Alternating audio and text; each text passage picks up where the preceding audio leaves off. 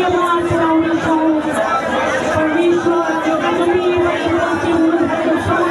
तपाईँले खुसी आउनुभएको होइन, हरेक रीतिमा रहेका साथीहरूलाई शान्तिमा ल्याउनको निम्ति प्रभु तपाईँले एकैचोटि छुट्नु भएको छ।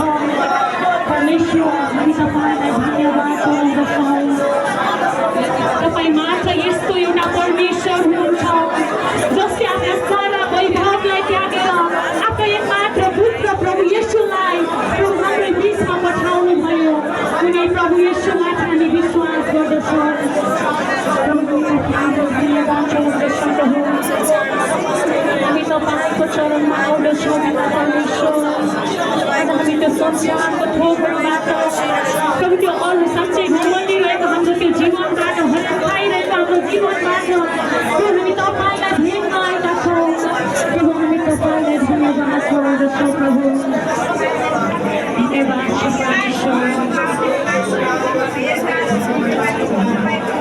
प्रभु येशूको रगतले आज हामी नयाँ गरी जन्मिएर प्रभु हामी तपाईँको नाउँमा भेला भएका छौँ। प्रभु पिता हामी यो संसारमा हुँदा आफ्नो साँच्चै जीवनदेखि हार खाँदै गर्दा आफ्नो जीवनदेखि हार खाँदै गर्दा प्रभु हाम्रो आफ्नो दुःखहरू आफ्नो व्यथाहरू कसलाई सुनाऊ भन्दै गर्दा प्रभु तपाईँ मात्र हुनुहुन्छ यस्तो एउटा परमेश्वर जसले हाम्रो हृदयका ती आवाजहरूलाई बुझ्नुहुन्छ।